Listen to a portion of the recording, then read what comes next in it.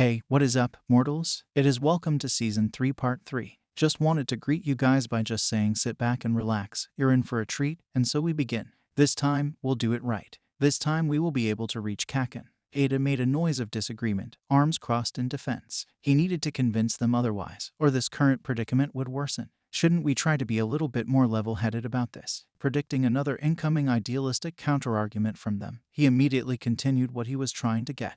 This excessive rule-breaking, disregarding the orders given upon us. No one could ponder the sternness upon his looks as he takes a breath to regather what was on his mind. We won't be any different from villains, considering how you all chose this course of action out of selfish desires. Yet, regardless of Ida's choice of words, Midoriya refused to back down, for he had solidified his resolve of saving Bakugo.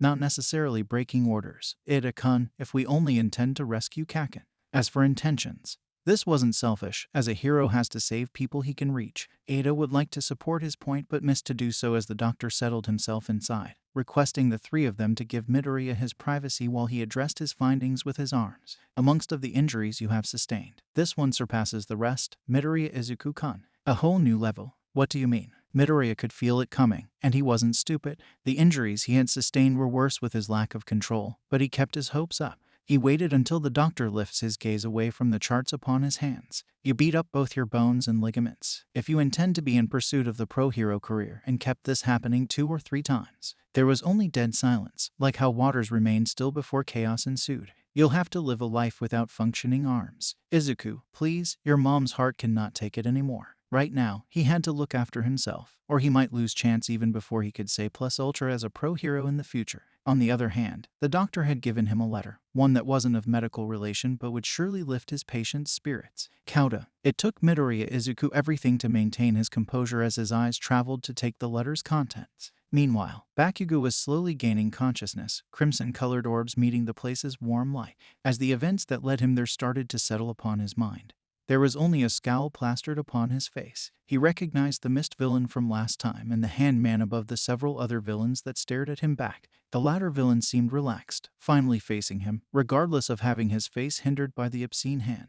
Greetings, Bakugo Katsuki. What do you say about becoming one of my comrades, aspiring young hero? Even though Bakugo would have preferred a satisfactory explanation as to why he would oppose without a second thought, such were the matters he favored not to fancy himself. Eat shit and die. He even graced them the audacity to show them a smirk, a telltale sign to tell them he doesn't care, that none of them could make him say otherwise. Bakugo Katsuki was adamant against his mind to refuse tuning with the League's banter of their villain views, or how they decided to go to such path, for he solemnly held his belief of not troubling himself with characters he had labeled as extras. It went on until he had heard the handman, which seemed to be their leader, gestured his actual hands towards him, yet his gaze fixated upon the patchwork-skinned villain. Dabai, remove his bindings. There were protests of some sort amongst the other villains. Admittedly, Bakugo found himself with the same thoughts. He was starting to assume that these hoodlums who called themselves League of Villains were looking down upon him too. He might go feral, knowing the kid's nature. The purple mist villain then proceeded to speak, supporting what Dabai had just claimed.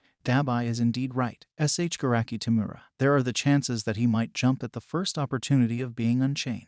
However, as an unseen smile crept upon the face of the man called Shigaraki Tamura, he had much opposed this, and thus he allowed everyone to know why. I truly wanted the young hero on my side. And if we wanted to gain his favor, then the first step shall be treating him as an equal. There was dead silence as he paused. Bakugo knew it wasn't just that. The reason why he didn't mind him unchained hangs in the air, like the obvious fact that it was. Besides, he knew of this for sure. He doesn't stand a chance of winning regardless of whether he fights or not. He doesn't have allies, to begin with, unless, of course, he changes his mind. That alone sufficed the villains into removing Bakugo Katsuki's chain, an action willingly done but not by the patchwork-skinned villain they just called Dabai, but the weird man whose name was twice. Then, the one who placed him inside a marble with his quirk. Mr. Compress bowed slightly as a gesture of apology. We apologize for the forceful abduction. Please understand that we were not hoodlums wishing to perform unnecessary evil acts. Your abduction tonight was a tactical one, for we could not afford the heroes meddling with your mind as we present ours. While Twice was doing the deed, Bakugo remained silent, keeping nothing but an unusual neutral reaction while Shigaraki makes a move into approaching him. All that while Mr. Compress continued with his ramblings. Life had presented everyone with varying circumstances but united through the resentment of how heroes shackled what was supposed to be our free minds. Something I believe that you'd understand, after the humiliation they have caused you during that festival in the face of the whole of Japan.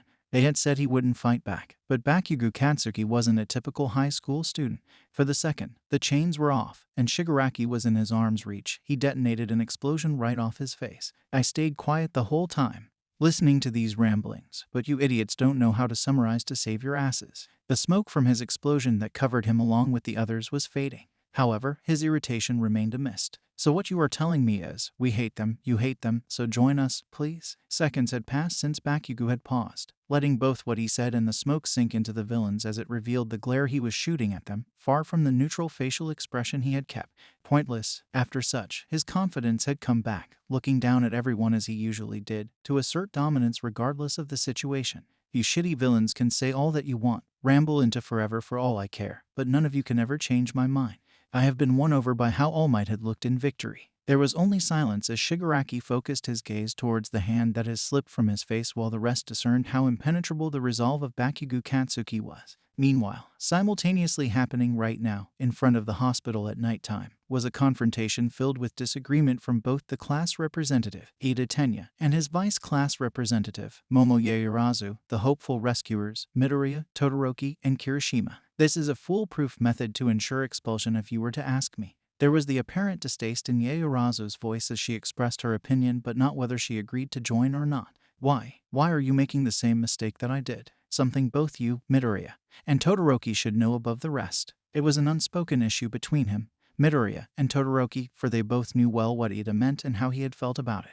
They could only give him that look one could bear unliking. The gaze which spoke how tonight's mission remained on the table, regardless of how it must have felt for Ida, for this one is an emergency. It was something he understood well, but he had points he needed them to understand, which paved the way for his true intentions to flow as his composure cracked. However, it was just getting started. Who do you think will be responsible for all of this reckless mission you call? Midoriya, like Ida, had something he also needed him to understand. For this time, it wasn't so reckless as the rest of what they or he had done prior. Ida, you've got it wrong. We weren't repeating what you did because this time we're calmer and we know what exactly to do. We cannot just waste the lead away. His rambles seemed to be placed into a halt through as Ida's fist landed upon his face, composure completely crumbling down. While the whole ordeal of punching Midoriya has shocked the rest, Midoriya himself had partly appreciated how honest Ida had come with his emotions. I am frustrated too, don't you see? It wasn't just Bakugo whom I am worried. I worry for the rest of the class. Images of his brother, which haunted him to no end, plagued his mind momentarily, something he knew well would happen to his peers if they engaged with reckless abandonment tonight. Have you ever thought how horrible that was? Seeing all of your injuries, especially you who have laid at the wards like my brother that day. He breathes, trying to calm himself once more, as he looked into his friends with utmost sincerity before his gaze met the floor. That if you all pursued recklessly, that if something happened to all of you like my brother, did those feelings mean nothing? Is that what it is? Todoroki, who has maintained his sojourn neutrality, landed both of his hands at Ida's shoulder, prompting the latter to meet his heterochromatic gaze. He had made sure his classmate had cleared off his emotional rambling before he carefully proceeded with getting him, Midoriya's, and Kirishima's point in the whole rescue of Bakugo. Ida, we are not going to engage in combat with this one. It shocked Ida. While Midoriya was sure to be reckless when he saw Bakugo, he trusted that Todoroki could still take the situation calmly if it happened. So, the two-tone classmate's claim had seemingly weighed more than Midoriya's. Yeah, man, it's like doing a covert mission, a way to fight without rule breaking. Kirishima felt like, finally, their point was coming across, which led him to say these words, albeit too elated, yet truthful. I will then believe Todoroki. This time, it was Yaoyorozu's time to have her resolve solidified, for she had also been thinking about the night of the abduction and how she could have helped more, both as a hero in training and a classmate concerned for the wellness of her reckless and selfless peers. I will come along with everyone carrying the intention of accompanying you all as a failsafe. Should you all decided to be reckless, doing the opposite of what you have been telling all this time. Sighing in relief now that the whole predicament of arguing over a while now, Midoriya shared how the whole situation impacted him. I don't understand it myself, but after being told that my hands can reach him, sitting around was becoming hard than expected,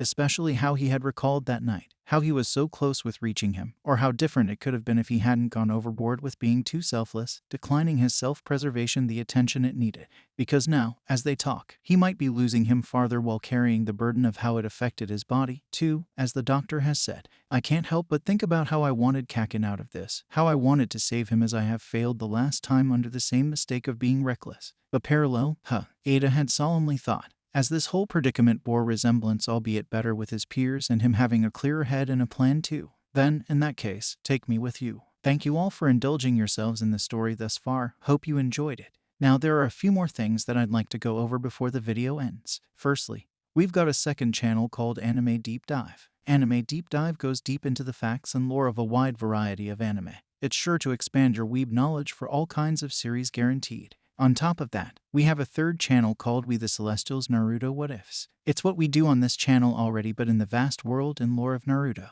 Go check it out if you're in the mood for some jutsu action. I'd like to let you all know on behalf of We The Celestials, I'd like to thank everyone involved in the production of today's awesome content. Their details will be in the description below. If you're perhaps interested in what we do here at WTC, then I would like to extend out an invitation to join the team. The only caveat being we only accept members 16 and older to join our crew. You can find us on our Discord, which you can locate in the description below. Our Discord is an all-around fantastic place to be, whether you're a fan or looking to join our band of misfits. All you gotta do is hit up the recruitment server and sign up for whichever category of work fulfills your interests. We're always looking for members to join us. Well, that's it from us for today's video. So thank you all for watching and have a great day.